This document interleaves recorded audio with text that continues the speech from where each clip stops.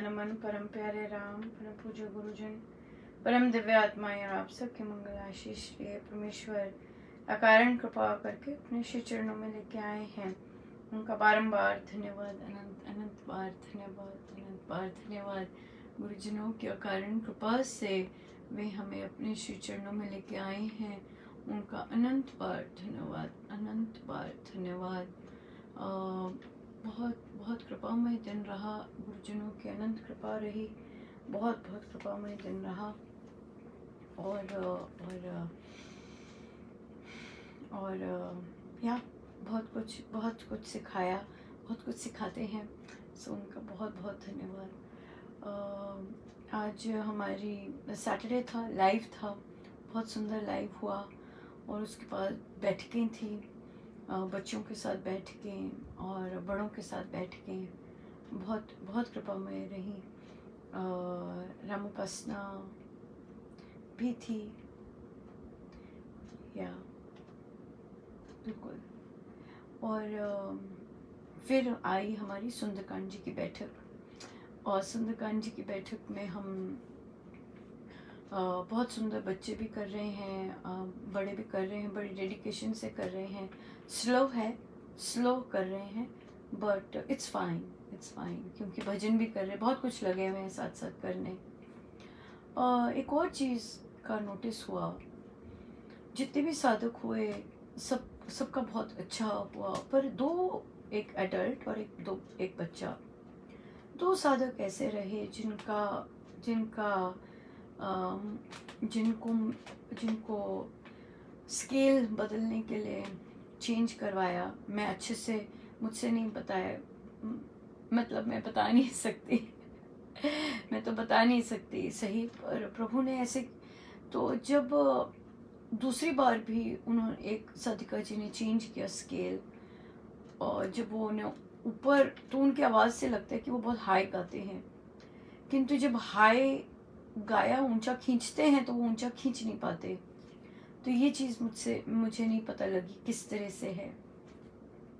तो उन्हें वो ऊपर नहीं लेके जा पा रहे, तो वो नहीं आए, बाकी बैठकों में भी नहीं आए।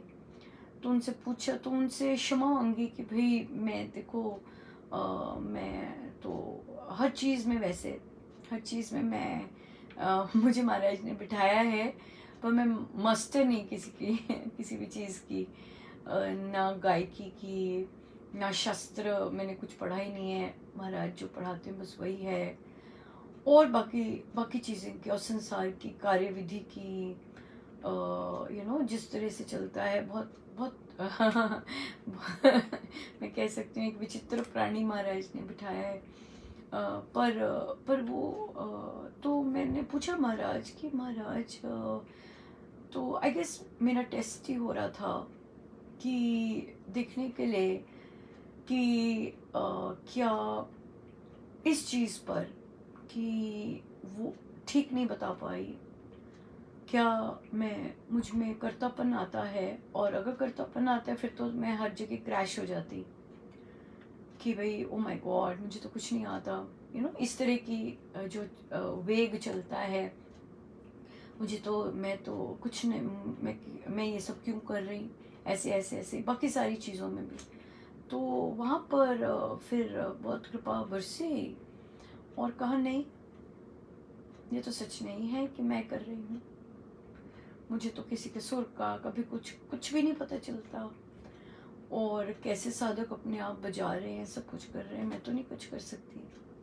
सो इसलिए ये महाराज की ही इच्छा कि इस तरह से हुआ। जैसे कि फॉर एग्जाम्पल्स बुक्स हैं, हाँ बुक्स महाराज लिखवाते हैं, जितनी मर्जी बार मैं उसे एडिट कर लूँ, कई बार, बहुत बार होती है कई बार, पर नहीं, जब बन के आएगी निकल ही आएगा कुछ ना कुछ ऐसा। सो ये महाराज की आई गेस एक सिग्नेचर बोल दीजिए।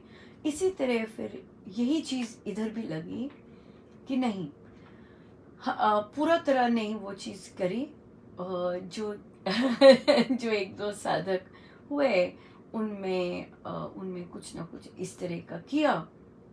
तो ये प्रभु की है, जितना मर्जी आप क्योंकि खुद से नहीं कर रहे। ये इसका सिग्नेचर यही है कि तुम खुद से नहीं कर रही हो। मेरी मर्जी, मैं उस एडिटिंग में फिर भी कुछ छोड़ूं कि नहीं छोड़ूं, मेरी मर्जी। और ये एक बहुत बड़ा साइन है कि परमेश्वर किसी से भी कुछ भी करवा सकते हैं। पर ये यहाँ पर एक चीज़ बड़ी ध्यान से होनी होती है कि जिससे जो करवाना होता है वही करवाना होता है। हम जितनी मर्जी इच्छाएं करते रहें, जिससे जो उन्होंने काम लेना है वो उसी से लेना है। अब यह हमारी मर्जी है कि हम उसको सपोर्ट करें या फिर हम ईर्ष्या और घृणा करके बैठ जाएं। ये बहुत इंपॉर्टेंट है। सो जिससे जो लेना है काम, वो उसके लिए उसको वही काम देंगे। चाहे वो कहीं भी बैठा है, किसी भी परिस्थिति में है, उसको उससे जो काम लेना है वो लेके ही छोड़ेंगे।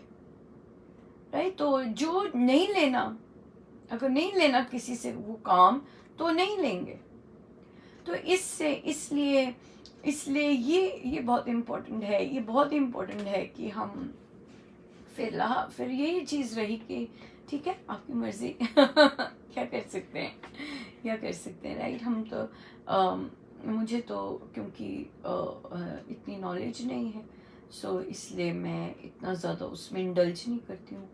बट पर ज़रूर पूछा कि प्रभु ये क्या। फिर प्रभु ने बाकी चीज़ों में दिखाया कि कैसे किस तरह से कुछ ना कुछ रह जाता है ऐसे। तो इसमें भी उन्होंने रखा। पर क्योंकि यहाँ पर सादिक इन्वॉल्व है, वो प्रिंट इन्वॉल्व होता है। सादिक इन्वॉल्व है, कुछ ना कुछ तो होगा ही इन स्टोर। और उधर दूसरी साइड, अगर साधकों की साइड भी देखें, वहाँ पे भी ज़रूर कुछ ना कुछ लर्निंग होगी, कुछ ना कुछ गांठ होगी जो कि महाराज इस तरह से खोल रहे होंगे। हमें नहीं पता, उनके ढंग तो बाद में ही पता चलते हैं। ओ, इसलिए कर रहे थे। बहुत सुंदर, बहुत कृपा है। किसी ने पूछा कि अनुपमा, उनका एक पौधा है और एक पौधे पर फूल आ जाते हैं पर फल नहीं आता। क्या कारण होगा? तो मुझसे उन्हें महाराज ने कहलवाया कि पूछिए, पौधे से पूछिए कि क्या बात है, आप फूल तक ही रहते हैं, फल नहीं देते, क्या बात है? क्योंकि फल जो है वो परमेश्वर के हाथ में है। परमेश्वर क्यों नहीं फल दे रहे, ये परमेश्वर जाने, है ना। हमारा काम तो होता है बस बीज बोना और पानी देना, या जो भी धूप और वो सब, अगर समझ है तो देख लेते हैं, नहीं समझ तो नहीं पता चलता। बट वो फूल भी आएगा कि नहीं आएगा पता नहीं, वो भी नहीं पता होता है ना, क्योंकि ये सारे फल के एरियाज में होते हैं। सो जो फल है वहाँ पर हम जितना फोकस करेंगे, तो ये कोइंसिडेंस नहीं था। मैं किसी चीज़ को कोइंसिडेंस नहीं मानती। आज ही फिर ऐसे ये फेसबुक पे कितने छोटे छोटे आजकल शुरू हुए हुए हैं, वहाँ पर आप बिलीव नहीं करेंगे, मुझे वो आई ऊपर, गार्डनिंग का ही था कुछ ऐसे, तो वहाँ पे ऐसे करके आ रहा था कि जो है आपके पास, जो बढ़ रहा है आपके पास, उसकी तरफ फोकस कीजिए, जो नहीं बढ़ रहा उसके ऊपर ज़्यादा ध्यान मत दीजिए। माय गॉड, हाँ, जो हैं, जो फल दे रहे हैं उनकी तरफ ध्यान दीजिए, जो नहीं दे रहे, that's it, let it go. क्या बात है। हाँ, तो शायद यही चीज़ उन साधिका के लिए भी होगी। प्रभु ने देखी कहाँ से आंसर दिलवाते हैं कि जो फल दे रहे हैं वहाँ एंजॉय कीजिए, और इस पौधे की जितनी स्टेज है उसको एंजॉय कीजिए, और धन्यवाद कीजिए भाई तुम उगे रहे। है ना, इतना ही उगे रहे। बिल्कुल सही बात है, बिल्कुल बहुत सुंदर सही बात है। सो इसलिए जो हैं, जो फल देते हैं, जो फलते फूल रहे हैं, जो फल दे रहे हैं, उन पर हम केंद्रित हों। जो कोई फल नहीं दे रहे, वहाँ की जरूरत नहीं। ये उस आया था। एक और बहुत सुंदर आज कृपा हुई। एक स्थान पर बहुत साधक हैं, और पुस्तकें भी बहुत वितरण हुई, पर सत्संग के लिए नहीं आ रहे अभी तक। तो उन्होंने कहा कि तो मैंने पूछा कि क्या क्या चीज़ है, क्या हो रहा है। ऐसे महाराज का ही आदेश था, तभी आदमी पूछ भी सकता है और आप ध्यान भी आता है सब कुछ, आप आगे चलते हैं। का बहुत साधक हैं, तो मीटिंग बुलाने के लिए भी कहा, पर कोई मीटिंग लोग तो पता नहीं कौन करते हैं, मुझे नहीं पता मीटिंग कौन करते हैं। सत्संगी तो सत्संग करते हैं, और मीटिंगें तो महाराज कह रहे मिथ्या वाद विवाद, ऊपर से अगर विरोध हो जाए तो वो मिथ्या ही है सारा कुछ। वाद विवाद जहाँ पर हो, जहाँ पर डिस्कस करना पड़े चीज़ें, और जहाँ पर यहाँ पर सर्वसम्मति नहीं हो, डिफरेंट पक्ष हो, महाराज ने तो पहले ही सिखा दिया अब कि वो तो अध्यात्म है ही नहीं, वो अध्यात्म ही नहीं है।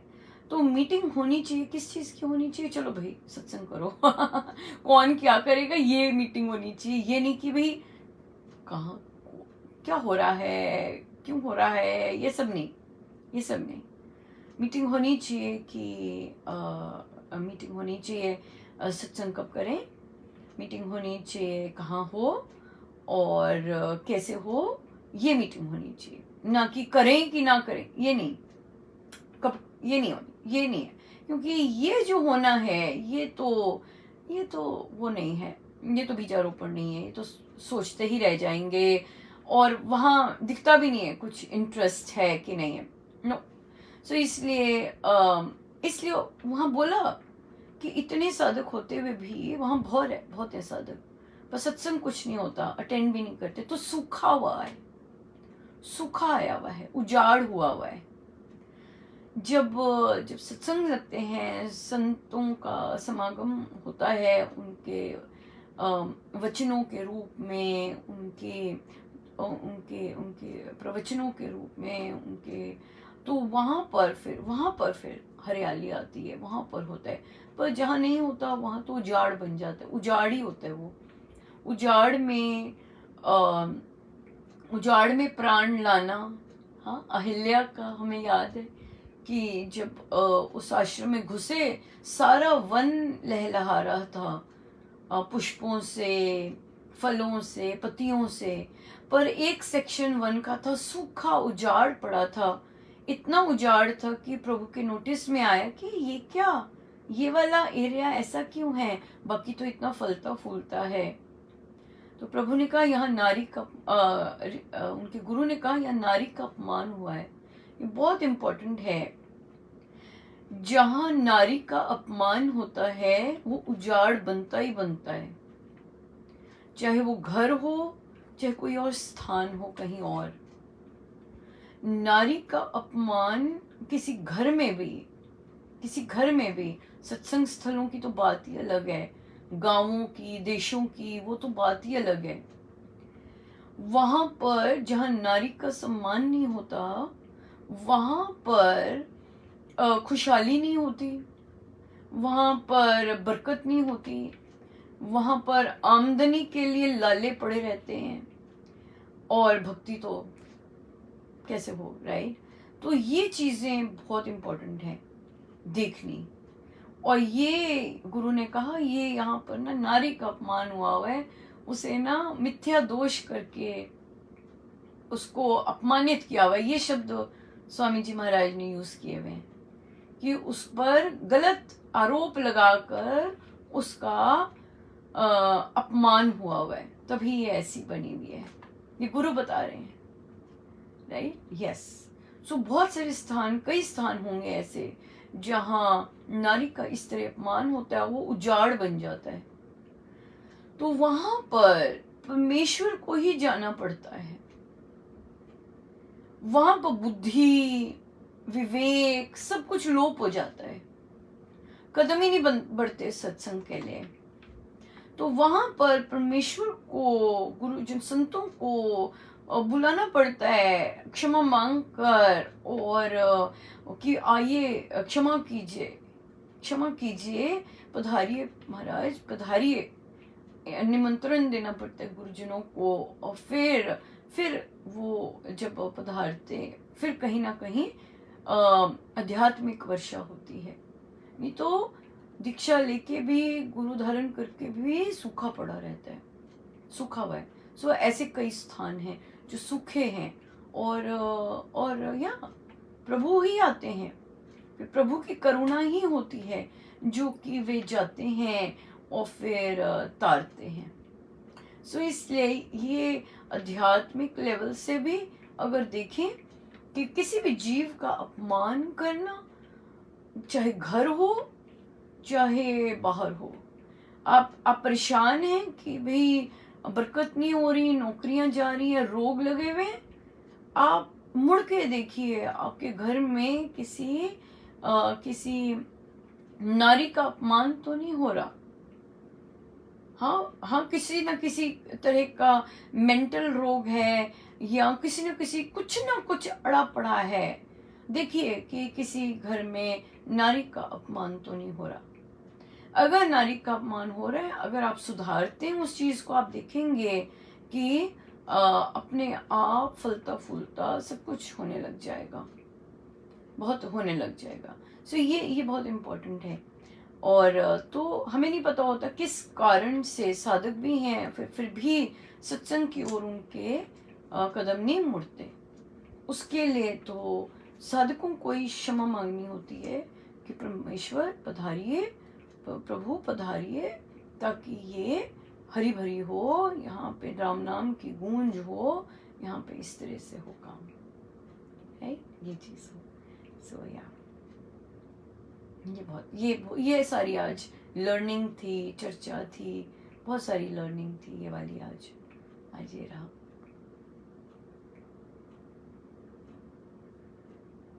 अपने रंग में रंग लीजिए के रंग कहीं छूटे ना, अपनी चरण धुली बना लीजिए के संग कहीं टूटे ना, अपने रंग में रंग लीजिए के रंग कहीं छूटे ना, अपनी चरण धुली बना लीजिए के संग कहीं टूटे ना, तू ही खेवैया मेरी नहीं या का, तू ही खेवैया मेरी नहीं या का, जिस ओर भी ले जाइए ये तुम पर छोड़ दिया, जिस और भी ले जाइए ये तुम पर छोड़ दिया, अपने रंग में रंग लीजिए के रंग कहीं छूटे ना,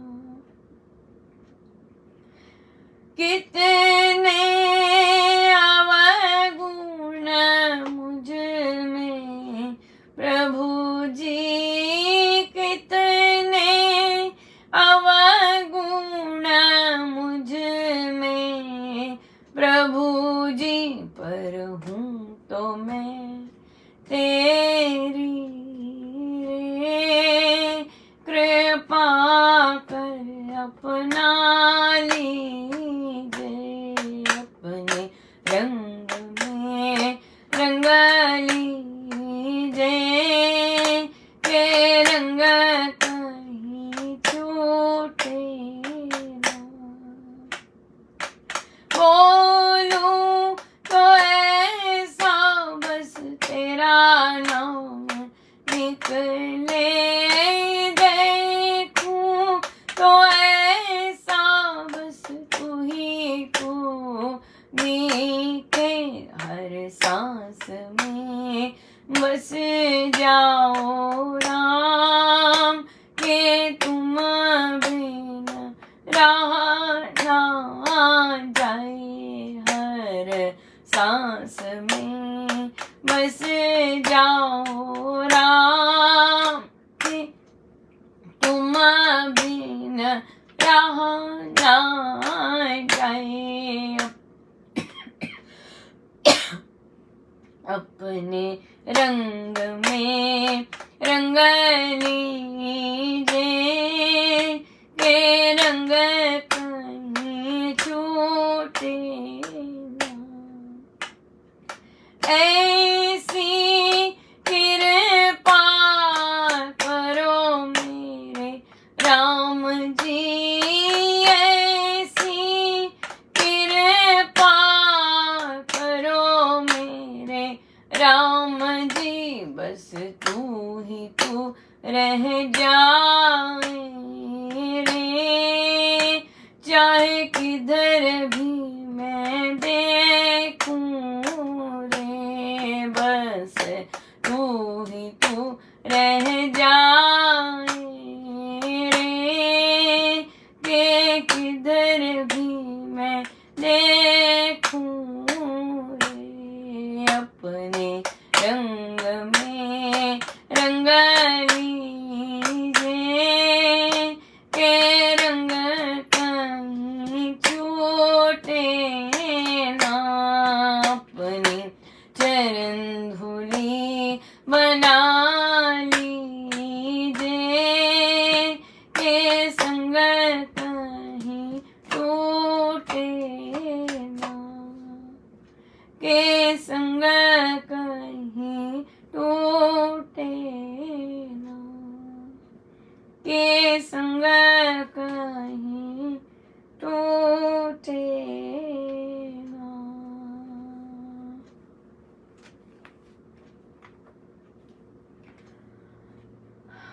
प्रश्न आया,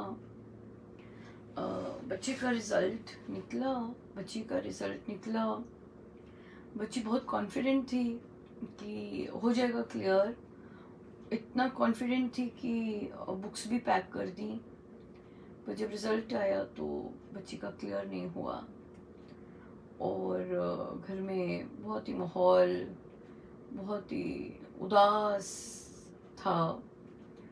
तो सारिका जी कहती कि मैं विचलित क्यों हो गई, मैं उदास क्यों हो गई, ये सब ऐसा क्यों हुआ। क्योंकि रिज़ल्ट पे फोकस था, इसलिए रिज़ल्ट पे फोकस था और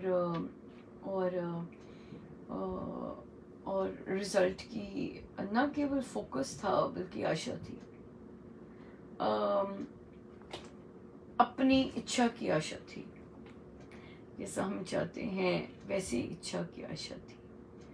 बहुत सुंदर महाराज ने कल ही सत्संग में बोले कि हम औरों को भी चाहते हैं हमारे अनुसार चलें और हम स्वयं और हम चाहते हैं परमात्मा भी हमारे अनुसार ही चले। सो हमारी जरा स्टेट ऑफ माइंड ऐसी रहती है कि दूसरे भी हमारे अनुसार चले और परमेश्वर भी जैसे हम चाहते हैं वैसे करते जाएं। पर ऐसा होता नहीं है। तो ये जो इंसिडेंट है ये डेफिनेटली सिखाने के लिए लाया है कि किस तरह का माइंडसेट हमें रखना है और क्या ये ब्लेसिंग है कि नहीं है क्या ये मंगल है कि नहीं है इसका चिंतन करने की बहुत ज़रूरत है कि अगर नहीं क्लियर हुआ तो ये मंगल है कि नहीं है, अगर रह गया बच्चा तो ये मंगल है कि नहीं है। इसलिए ये चीज़ें हमें अपने अंदर के भावों को और बाकी बहुत सारी चीज़ों को चिंतन करने के लिए इनकरेज करती हैं सारी इंसिडेंट्स, परिस्थितियाँ। अगर हम कर पाते हैं तो बहुत सुंदर है, बहुत सुंदर है। महाराज का प्रवचन वॉज अल्टीमेट महाराज कहते रोगों के इलाज करवाते जाते हैं, पहले रोग तो देखिए, रोग का कारण तो देखिए है क्या।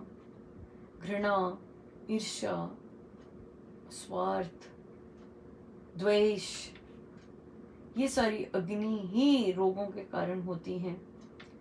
और लालच, और फिर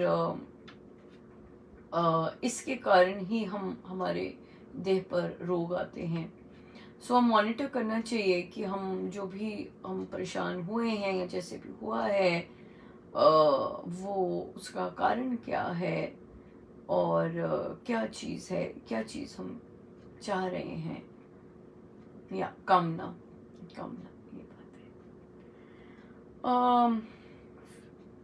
फिर बच्चे का प्रश्न आया कि बच्चे ने कहा कि मेरा एग्ज़ाम क्लियर हो गया है। तो जब मेरे से पूछा गया कि पेरेंट्स ने क्या करनी चाहती हो, तो उसने कहा कि मैं मेडिकल लेना चाहता हूँ, मैं डॉक्टर बनना चाहता हूँ। पेरेंट्स ने सुन लिया और पेरेंट्स चल पड़े रिश्तेदारों के पास, क्या करे भैया, क्या करे भैया। बच्चे से क्यों पूछा फिर? बच्चे से क्यों पूछा जब चलानी ही अपनी थी, या फिर रिश्तेदारों, जो रिश्तेदार कहते वही करना था, तो बच्चे से क्यों पूछा? वाई? बच्चे से पूछने का मतलब है कि आप उसका इंटरेस्ट जान रहे हैं, किस चीज में वो मेहनत करना चाहता है, किस चीज में एंजॉय करना चाहता है। भी रिश्तेदार को क्या कहते हैं, ज्वेलरी डिजाइनिंग में पसंद है, आप वही थोप देंगे बच्चे के ऊपर। या रिश्तेदार को बिजनेस में पसंद है, आप वही थोप देंगे बच्चे के ऊपर। क्यों बार बार ऐसी गलतियां क्यों करते हैं? अगर दो बच्चे हैं तो बार बार इस तरह की थोपने की बातें क्यों करते हैं? बार बार वही चीजें क्यों दोहरानी होती हैं? सो इसलिए respect your child, seriously respect your child. जितने नंबर वह लेके आया है उतने नंबर पेरेंट्स लेके नहीं आए कभी। Then why you asking others कि से क्या करना चाहिए? वो कोई मशीन है क्या कि हमें ये क्ले मिल गई है, अब इस क्ले का क्या बनाए हम जी? नो, वो जीता जागता इंसान है। वो अपने चयन करने के लिए प्रभु ने उसे भेजा है। पेरेंट्स का काम है कि उसे सपोर्ट करें, हाँ, उसके डिसीजंस में, ना कि अपने अनुसार वो जो आपने उसे पुतला समझ रखा है उसको अपना डिजाइन देने शुरू कर दें। क्या करें भाई, इतने भारी नंबर लेके आया, क्या करें भाई? उससे पूछो ना जो लेके आया है नंबर आप क्या बताएंगे? आप क्या बताएंगे? आप नहीं बता सकते। जो बच्चा मेहनत करके नंबर लेके आया है, दिन रात पढ़ के नंबर लेके आया है, उससे पूछिए। तो बच्चे से कहा कि बेटा लगो, जी जान से लगो इसमें, और अगर नहीं भी हो तो प्लान बी रखो, ठीक है? अगर मेरा नहीं हो तो बोल दो, क्लियर कर दो कि अगर प्लान बी नहीं भी होता है तो भी मैं यही आगे परस्यू करना चाहूंगा इसी में, राइट?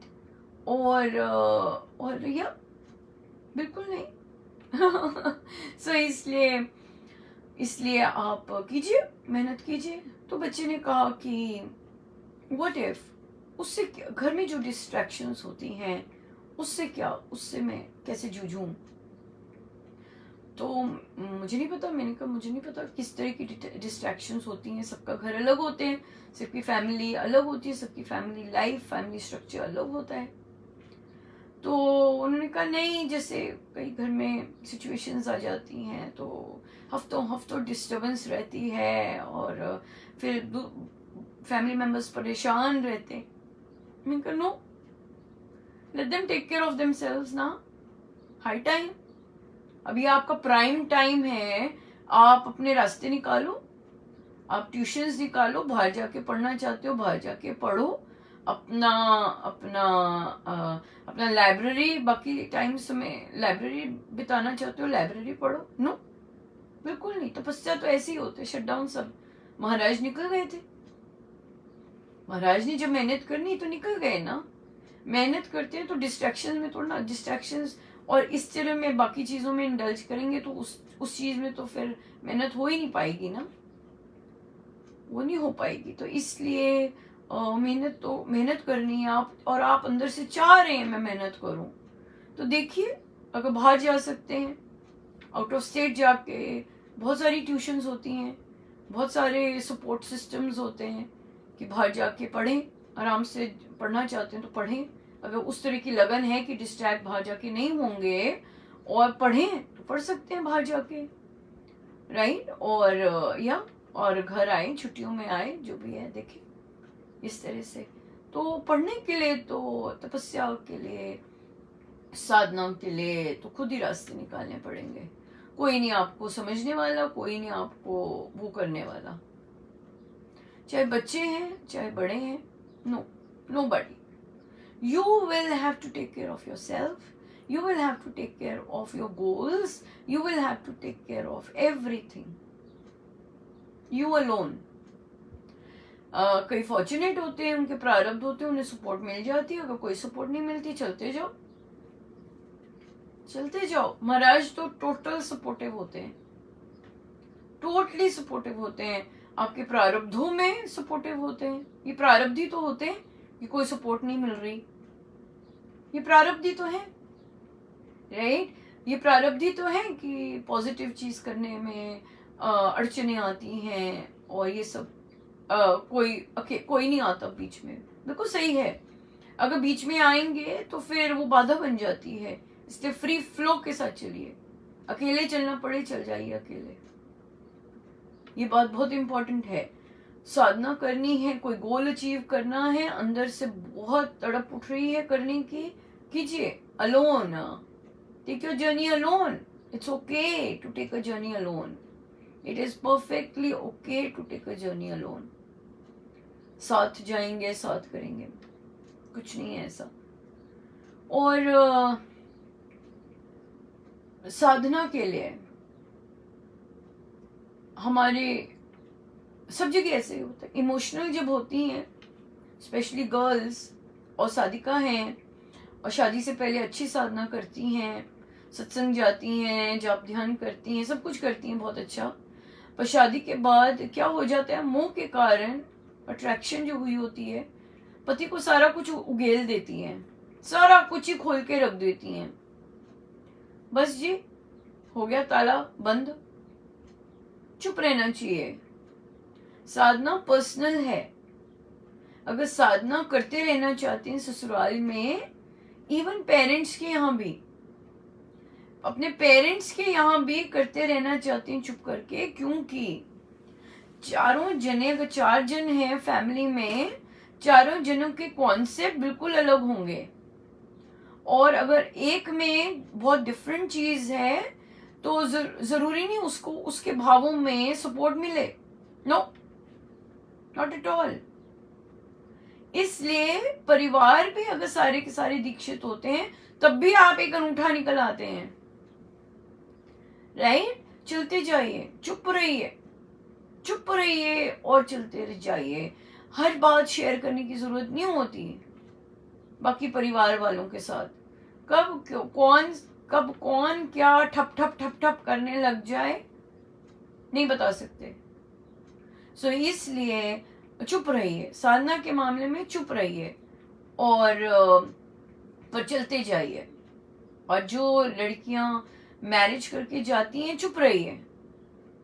हम तो राम नाम को लेते हैं, हमारे ना महाराज जी हैं, हमारे ना ऐसे हैं, हम ना ऐसे उठते हैं, वैसे करते हैं, हम ना सत्संग जाते हैं, हमें ऐसे ना, चल जी, सारा खोल दिया और अगले दिन ही पता चला कुछ नहीं कर सकते। तो चुप रहिए, चुप रहिए। ये जो साधना की बात है, परमेश्वर की बातें हैं, चुप रहिए, अपने तक रखिए और साधना करते जाइए। हाँ, साधना करते जाइए बिना बोले, क्योंकि ये मेरी चीज है। आप नहाते हैं सुबह, बताते थोड़ा ना हम ना ऐसे नहाते थे, हम ना ऐसे करते हैं, हम ये सब थोड़ा ना बताते हैं। बताइए कभी चीजें नहीं बताई ना, तो साधना का क्यों बताना।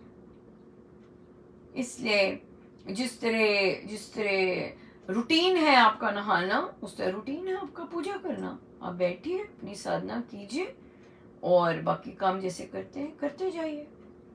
जितना आप बताएंगे और इस तरह की बातें करेंगे, उतना ही फंसेंगे, उतना ही फंस जाएंगे बिल्कुल।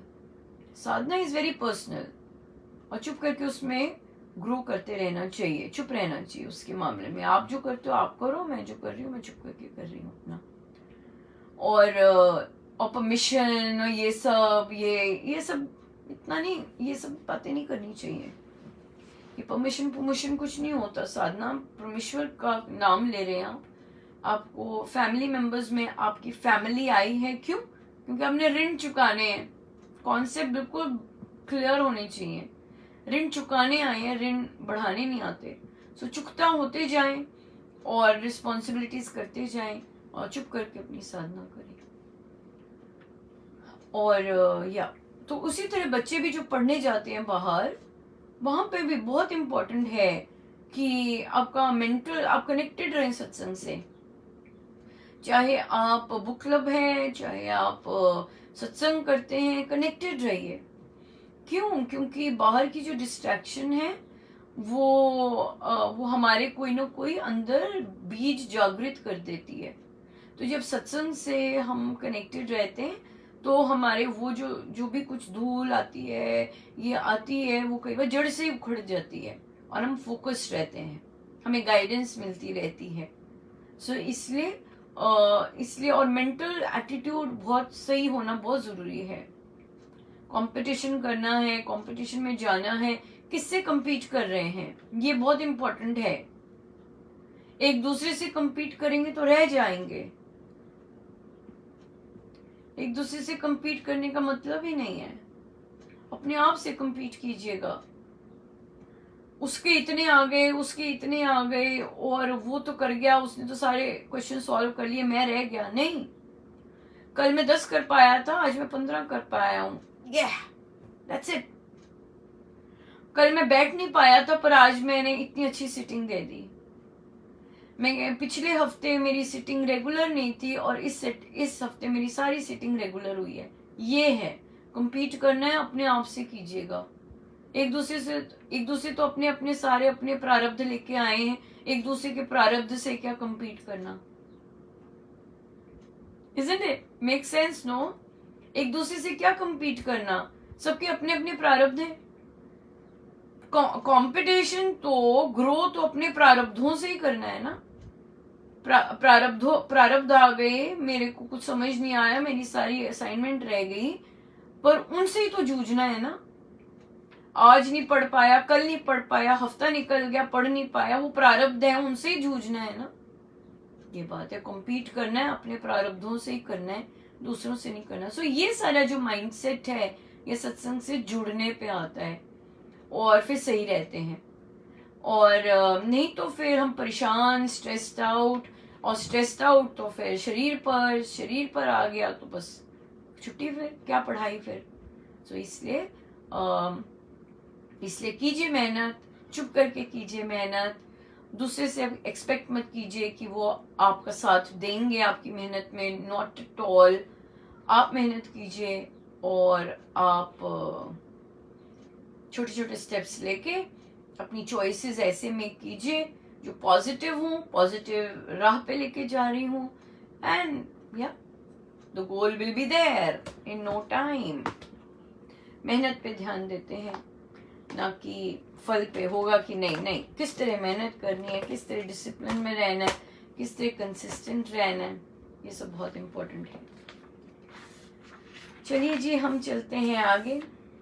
रामायण जी, और पेज है 196।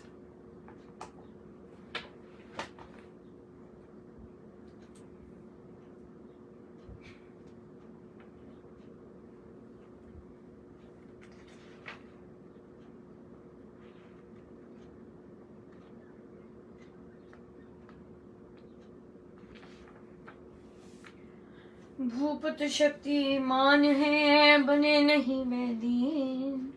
मेरे तो वनवास से बलिवीर स्वाधीन। हुआ समुद्यत जान कर बोले राघव आप, अच्छा चलिए सहित हर्ष वन को बंधु अपार। सबको मिलते जाइए आदर धैर्य मान, देना अपनी पत्नी को विषम विरह कर ध्यान। मन तन से यथा अंगांगी, दुख सुख में हो सच्चा संगी। विपद व्याधि में बने सहाई, सो समझन समझो शुभ भाई। जो हो हृदय से हितकारी, सरल सखा सदा स्नेह धारी। प्राणों समझो प्रेमी प्यारा, वह बाई गुणी गण उचारा। बंधु बंधु की शीत छाया, जीवन ज्योति दूसरी काया। बोली भात बाह शक्ति वाली, बंधु आश्रय है बलशाली। भाई बुझ के सबल सहारे, कार्य होते जग में भारे। निर्भय फिरते भाई वाले, उनके कहने जाते पाले। बाह पसार मिले जब भाई, सुर सुख रहते सर्वल जाई। पूरी प्रेम झड़ी लग जाती, बंधु बंधु की मिलती छाती। जैसा जग में जननी जाया, मित्र मिले कब पुत्र पराया। भाई भाई बन के नाते, जी जीवन से मिल जुड़ जाते। राम सखा लक्ष्मण वर भ्राता, पालन कर स्वबांधव नाता। सर्व समर्पण करके शूरा, भाई पन्न में उतरा पूरा। राघव की अनुमति अनुसारी, लखन सखा बांधव सुखकारी। निज भवन में तुरंत वह आया, निज जनों को उसने रिझाया। बरता स्वपत्नी को अति प्यारा, धैर्य शांति देता सहारा। बोला बनकर मैं अनुगामी, सेवा धार सहित श्री स्वामी। भरता स्वपत्नी को अति प्यारा, धैर्य शांति देता सहारा। बोला बनकर मैं अनुगामी, सेवा धार सहित श्री स्वामी।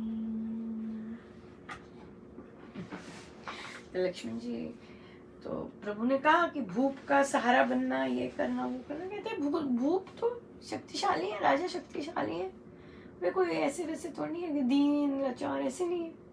तो और बल्कि मेरे वनवास में जाने से तो वो तो बड़े वीर हैं, स्वाधीन हो जाएंगे, बिल्कुल बिल्कुल।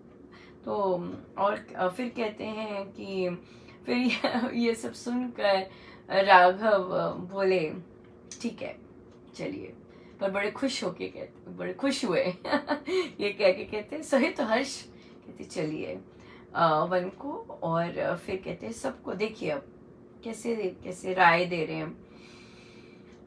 प्रभु का बंधुपन बहुत ही उनका एक बहुत बड़ा गुण है, जो कि बार बार आगे भी स्वामी जी महाराज ने वर्णन किया। बंधु भावना, परिवार भावना, इस तरह की जो भावनाएं हैं, संगठन भावना, ये प्रभु राम की बहुत हाइलाइटेड उनके गुण हैं। सो अब देखिए कैसे अब सिखा रहे हैं, ये हमारी संस्कृति है, इसे हम अपनी संस्कृति कहेंगे कि हमारी संस्कृति है, सबको मिलते जाइए, आदर धैर्य मान, आदर दीजिए, धैर्य रखिए कि अगर कोई कुछ और कुछ कहता है, और मान दीजिएगा। 3 चीजें करके आइए। अब सबको मिलके आइए, पर किसके बारे में विशेष रूप से कहा? देखिए बड़े भाई हैं, हाँ बड़े भाई हैं, और वे पूरा समझ रहे हैं कि पत्नी अकेली रह जाएगी, तो स्पेशल मेंशन किया, देना अपनी पत्नी को विषम विरह कर ध्यान से उसको उसका जो विरह है होगा, इतना टफ, विषम इतना टफ जो उसका विरह है, बड़े ध्यान से उससे बात करके आना। राइट?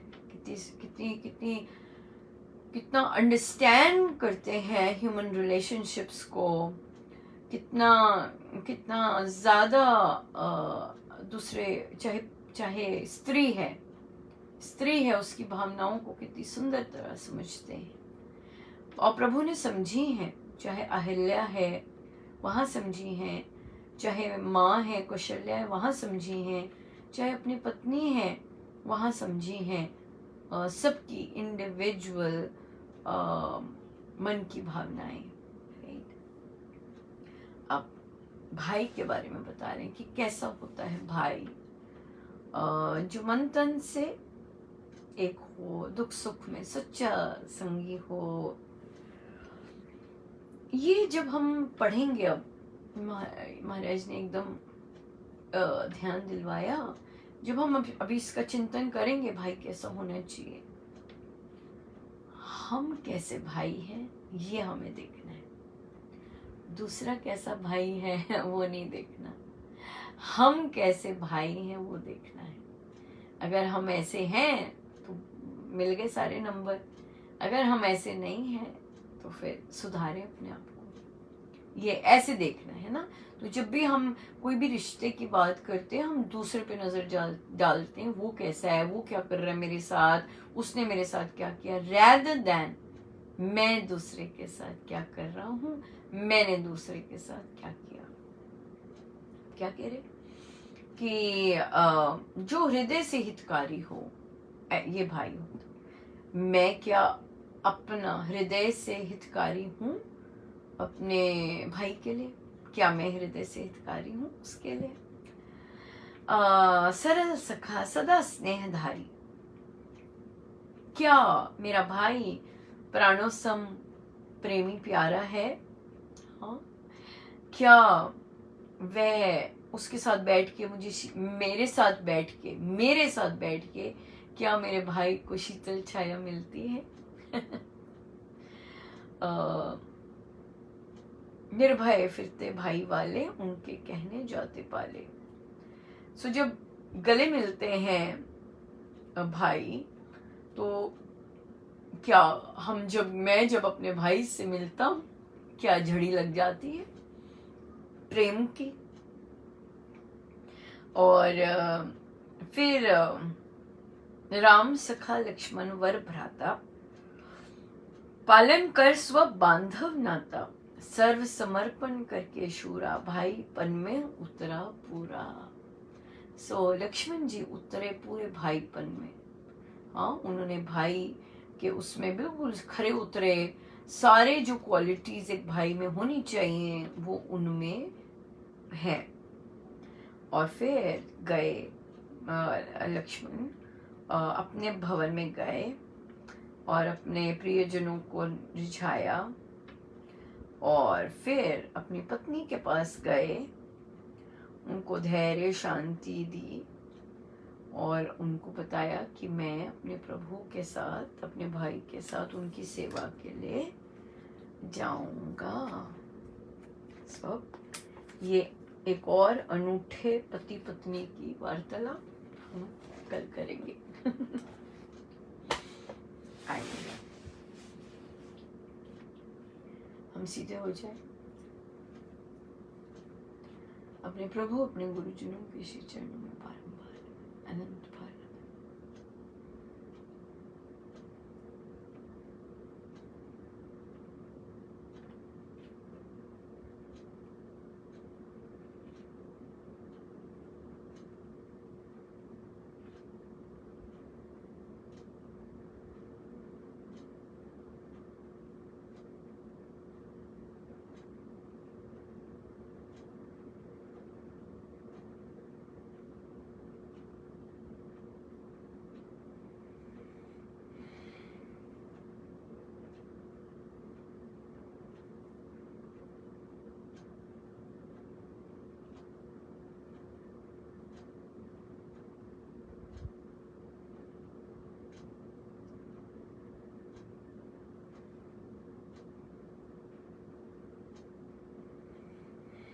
जितनी देर हो सके हम बैठे रहे सब गुरुजनों का उन्हीं के श्री श्री चरणों में। जय जय राम, जय जय।